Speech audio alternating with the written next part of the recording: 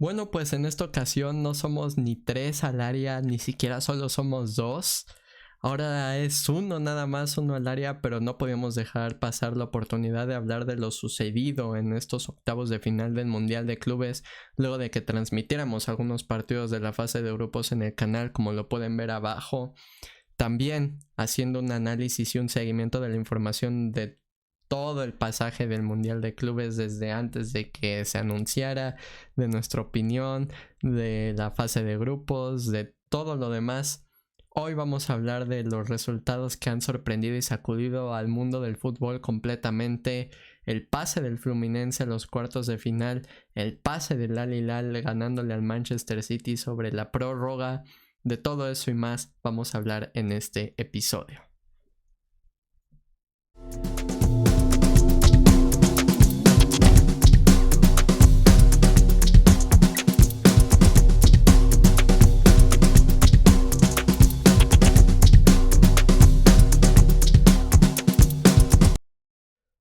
¿Cómo están y bienvenidos a otro episodio de 3 al área, nuestro podcast? Y el día de hoy vamos a hablar sobre los octavos de final del Mundial de Clubes, sobre lo sorprendente que ha sido y sobre que tenemos que hacerle una secta a Gianni Infantino, ponernos calvos todos y seguir arrodillarnos ante él luego de este torneo que al final nadie daba un peso por él y ha terminado siendo sorprendente cuanto menos. Y ha sido sorprendente por los partidos que han sucedido el día de hoy. Vamos a comenzar hablando sobre qué pasó en esta tarde entre el Fluminense y los Nerazzurros del Inter de Milán, el cual terminó 2-0 a favor del equipo brasileño y que al final terminó demostrando el por qué el fútbol brasileño al final compite y se mantiene a la par y se codea con los equipos europeos,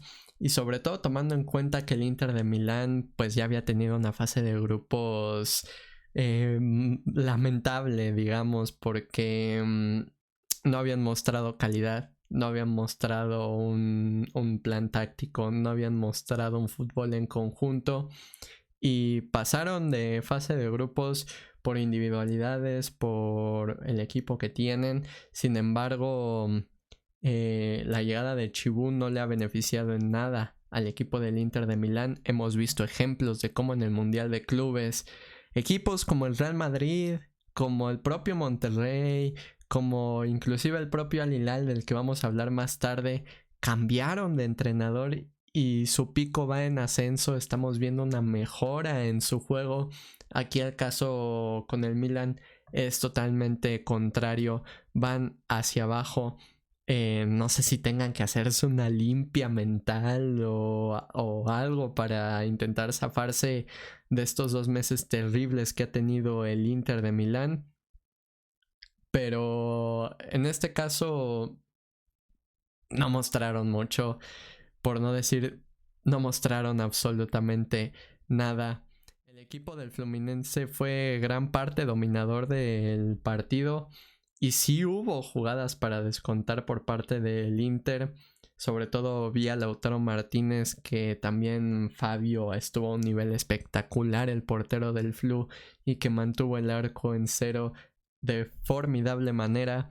Sin embargo, estas jugadas del Inter de Milán se dieron más por empuje, por convicción, por la personalidad que mínimo esperamos que tenga algún club europeo dentro de sus venas. Sin embargo, poco y más mostró el Inter de Milán en esta actuación. Fueron a chocar, fueron a ensuciar el partido, fueron a estorbar el juego del Fluminense, y al final hay que reconocer el trabajo que ha mostrado el equipo brasileño en este Mundial de Clubes, ya que de todos los clasificados creo que era del que menos esperábamos. A ver, Botafogo venía de ser campeón de Libertadores. Palmeiras, si no es de los mejores, pues es el mejor equipo del Brasileirao. El Flamengo va en primer lugar en la Serie A. Y el Fluminense hasta hace un año estaba compitiendo por no descender a segunda división. Y ahora en este caso ha demostrado personalidad, ha demostrado buen fútbol, ha demostrado que hay jugadores de valor dentro de su plantilla, y sobre todo destacar dos. El primero, sin lugar a dudas, John Arias, creo que los que no seguimos mucho a la selección Colombia, los que no estamos tan empapados de las eliminatorias, pues podemos creer que la selección Colombia es Luis Díaz y otros jugadores, pero también hay elementos como John Arias que sin lugar a dudas se comieron a Neymar y a Maradona juntos y terminaron siendo formidables para el Fluminense en este Mundial de Clubes. Yo creo que es cantado que se vaya para Europa, y si no se va, dejo de creer en el fútbol y en el amor totalmente. Al final, una muestra clara de lo que ha sido John Arias en este Mundial de Clubes es que 4 partidos del Fluminense, 3 MVPs para el colombiano. Es un extremo joven, es un extremo con todo el potencial del mundo, y ahí está en el Flu. Y el otro es el caso de Thiago Silva, del cual ya desde que llegó a Chelsea esperábamos que empezara un poco el retiro de Thiago Silva, y se acabó convirtiendo en una de las leyendas actuales del Chelsea para ser campeones de Champions League con Tuchel, si no mal recuerdo en 2021 o 2022. Y llegó al Fluminense poco tiempo después. Ahora sí pensábamos que se podía retirar, y primero les ayudó a salvarlos del descenso, y ahora en este Mundial de Clubes está haciendo una increíble actuación. Thiago Silva también es esos dos jugadores que demuestran que la jerarquía es necesaria, que el liderazgo contagia al resto de los jugadores jóvenes que hay dentro de la plantilla, y que al final el nivel que trae Thiago Silva es impresionante, y eso le ha ayudado muchísimo al Flu. Gol de Germán Cano al minuto 3, que es otro que parece que es como el vino, que es otro ejemplo del Sepúlveda o de los Oribes Peraltas de turno, que les llegó tarde su prime, que ha sido un trotamundos y que en el Fluminense se ha consolidado. En su partido 200 mete gol con el equipo brasileño, y Hércules, que no puede tener más aura con ese nombre, al minuto 93 terminó dándole la victoria a un Fluminense del cual no nos demostró que no hay que subestimar. Yo creo que sobre todo se lo demostró al Inter de Milán y al mundo entero en general, que no hay que subestimar a los rivales.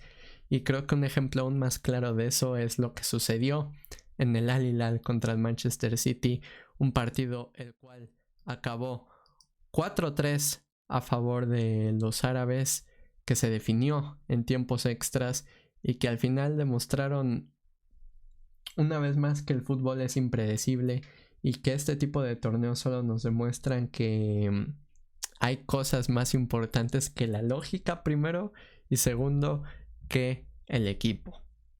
Sobre todo porque la llegada de Inzaghi, como ya decíamos anteriormente, le ha cambiado la cara al Al Hilal, y el equipo ha ido creciendo consecutivamente. Si bien es cierto que en el primer tiempo el Manchester City les apedreó el rancho y se acabaron encontrando con un Bono en un nivel espectacular, y yo creo que si tuviéramos que hacer un 11 del Mundial de Clubes se mete como el portero titular de esta competición. En el segundo tiempo me parece que el Manchester City se confió luego de ver que iban ganando en el marcador, luego de ver cómo estaban dominando al Al Hilal, y de pensar que lo que seguía era dosificar, que era solventar, que era ir manejando el partido.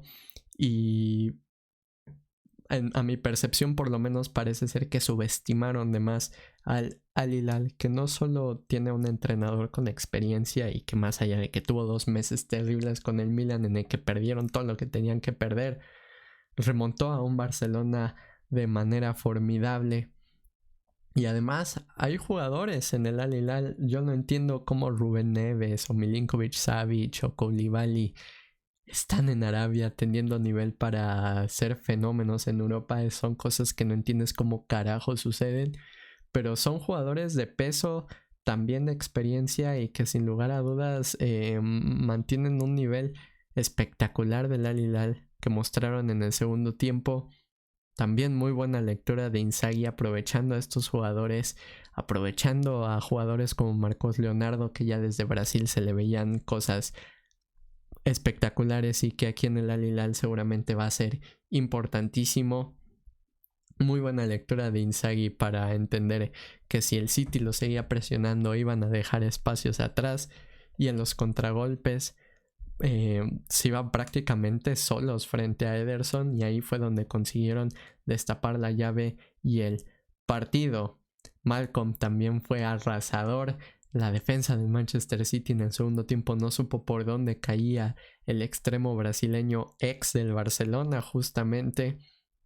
Y me parece que el Al Hilal demostrando nuevamente que con trabajo, con empuje, con esfuerzo y sobre todo con mentalidad pueden sacar partidos adelante, y que aprovecharon perfectamente las carencias que demostraba el Manchester City en el segundo tiempo, y al final cuando el City parecía que se crecía, parecía que en los tiempos extras podía tomar ventaja, al final encontraron de otro tipo de formas, como en el balón parado, la llave para poder asegurarse el marcador.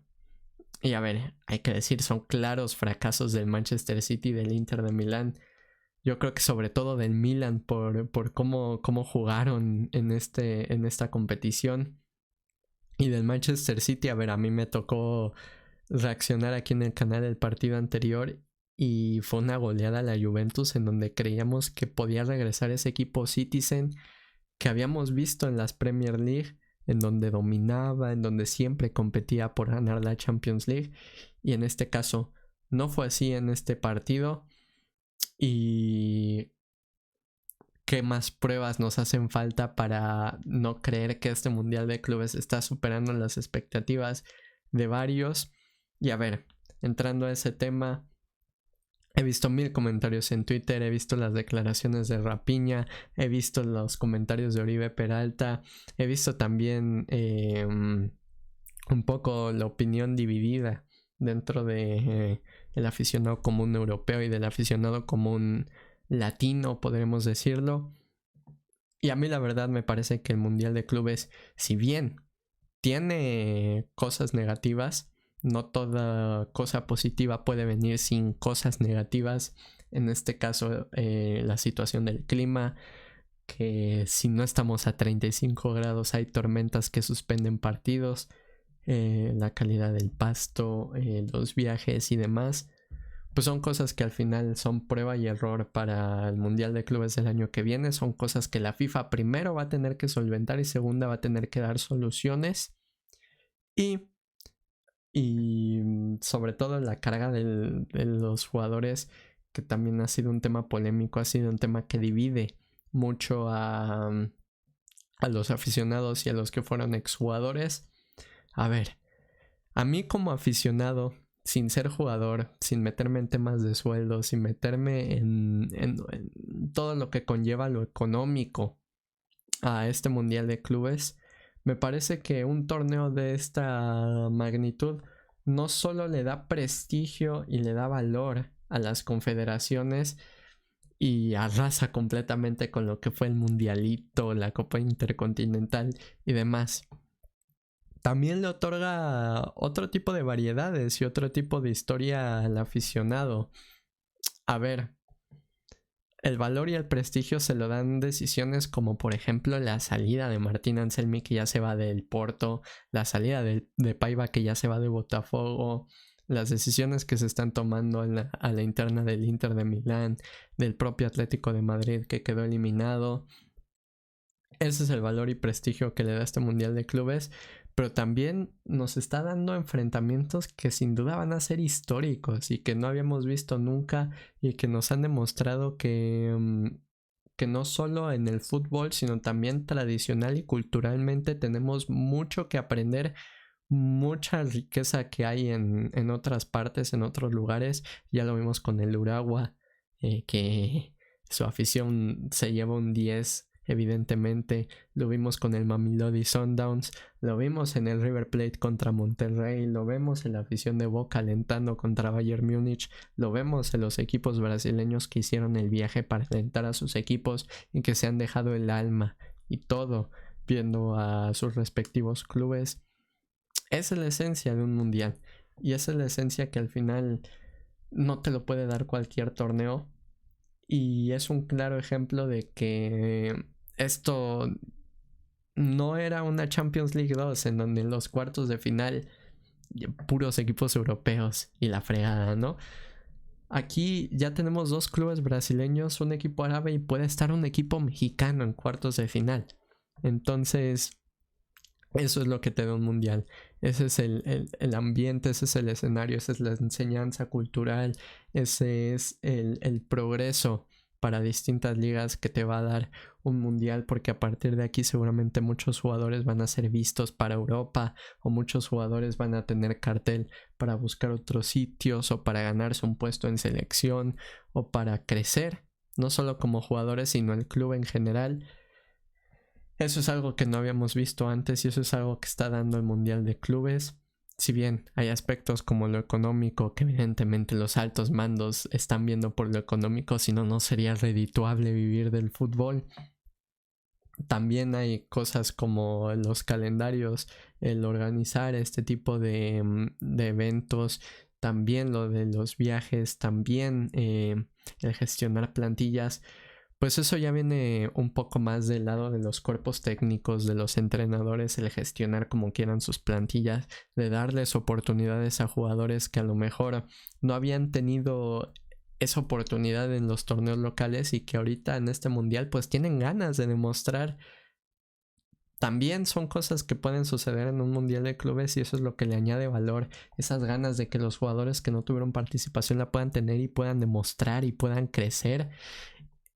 Y al final yo creo que estoy viendo el vaso medio lleno. Ha superado mis expectativas el Mundial de Clubes. Estoy viendo más las cosas buenas que las malas. Y creo que todo este tipo de problemas tienen soluciones. Sobre todo el tema de del solventar el cansancio de los jugadores. Me parece que si no estás para competir, tienes el derecho y la libertad de tomarte un descanso. Eso es lo que tienen los equipos o lo que deberían tener los equipos. Una plantilla basta para competir este tipo de torneos porque al final se está convirtiendo en un incentivo ganarlo. Y pues al final el resultado de que podamos ver partidos así como los de hoy y que esperemos el día de mañana puedan haber sorpresas, que Rayados de Monterrey pueda clasificar, que se pueda enfrentar al Real Madrid o la Juventus o ver partidos espectaculares como los que vimos el día de hoy, da igual qué equipos sean. Y pues bueno, esta ha sido mi opinión. Este ha sido un pequeño análisis de lo que ha sucedido. Ya pronto haremos largo y tendido seguramente nuestras opiniones sobre el caso Rapiña, sobre lo que ha dicho Oribe Peralta en redes sociales, porque sin lugar a dudas da espacio a la opinión y al debate. Esto fue todo por esta mini edición de 3, o querremos decir 1 al área. Me despido. Hasta la próxima.